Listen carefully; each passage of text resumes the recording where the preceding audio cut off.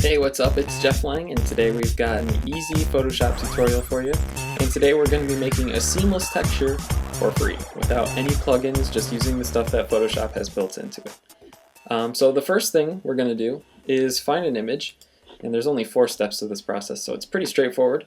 So I found this really cool grass image. It is 499 by 465 pixels, so it's pretty good size. Doesn't look that great, and it's definitely not seamless. So we're going to go ahead and right click and save this image to the desktop. And we'll just throw it on the desktop really quick. It doesn't really matter what it's called.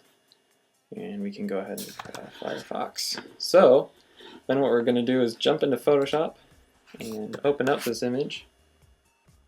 And once we go back here, just go ahead and open that up.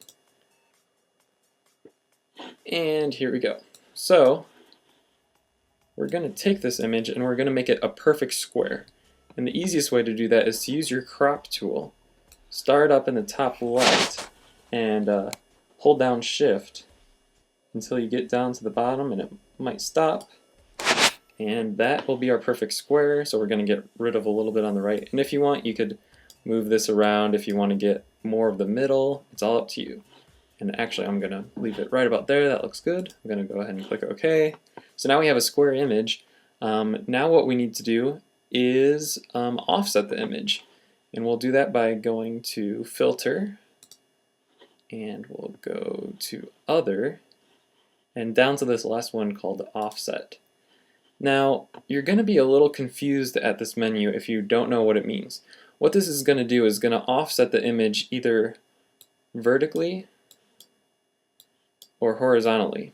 So it's kind of hard to tell, but what it's actually doing is it's making basically 2 of the images right now, and there's a seam right down here, and then if you add this one, it'll add a seam. So here's the corner point for all 4, and it's a seam this way and a seam this way. What we're going to do is we're going to make this point right in the middle, and what we're going to have to do before we do that is do a little math. So we're going to go to the canvas size, and we'll see that it's 465 by 465. So what we're going to do is do a little math. So just get our calculator. 465 divided by 2 is 232.5. So we're going to go back to Filter, Other, Offset, and we're going to go with 235 and 235.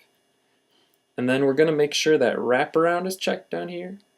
And as you can see in the preview, it looks pretty good. It looks like that's right in the middle, so we're going to go ahead and click OK. So now what we have is our image, but we don't want these seams here. This is what we're trying to get rid of. We're going to use a tool called the Clone Stamp tool, which is right over here. It looks like a stamp, or you can use the keyboard shortcut S. Now, I think by default it comes with a nice soft round brush. We're going to change that by clicking this little part right here, going to the brushes, and we're going to want something that's not a circle. We're going to want either like a special effect brush or some sort of rough brush.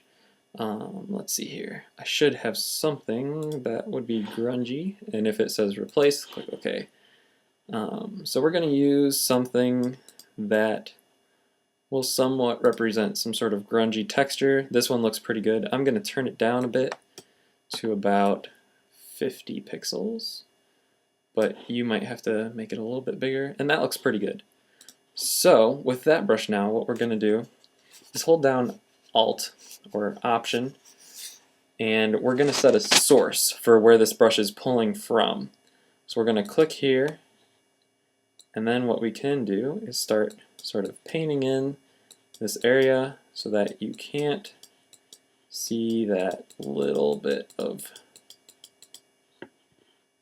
overlay. And then what I like to do is do another one off to the other side and kind of just randomize it a little, and then do one more off to the side just to bring in some random textures so that you don't get some repeated pixels everywhere. And if you're having a hard time with this, you can change your opacity down. make sure your mode is at normal and your flow is at 100%, and that you're sampling the current layer. You should only have this one layer. And then what we're going to do is do that for the other sides. Just kind of brush that in. And you're going to want to make sure that you don't do it directly up and down from each other, because then you're going to have the seam coming back to bite you in the butt. So we're just going to go back here, get rid of this part right here, and just basically just go right down that seam. And then find another point. I'm going to go up here a bit because that looks pretty cool up there. Just pull this part in. And make sure you go all the way to the edge. And every once in a while just click in a random spot just so that you can't tell where it's meshed in. Then we just have this one other part left.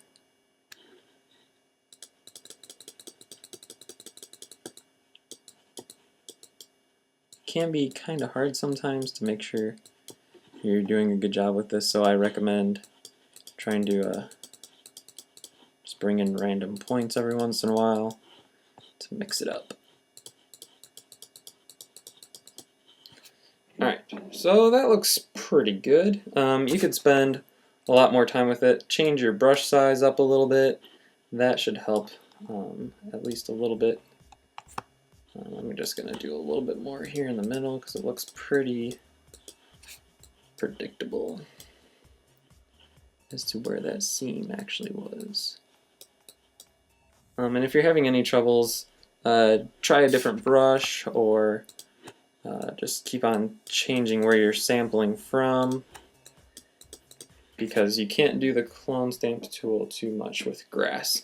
Other textures you might have to do a different type of brush. Since grass is pretty hard to figure out where it starts and ends, I just use a grunge brush. But if you're doing something that's definitive like bricks or something like that, you'll definitely want to use a square or a round brush. Alright, so this is basically our image. So what we're going to do, which is the fourth and final step, is to save it as something.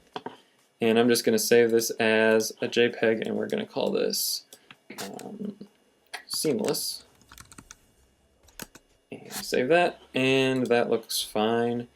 And then if we were to use this as an image on either a background, or use it in some sort of video game, if you want to use the seamless texture to use a very small image for some sort of texture in a video game, that would be a good application. And any other sort of application where you need a seamless texture, this is the best free way to do it without having to pay any money. So that's that tutorial. I'm Jeff Lang. Thanks and have a great day.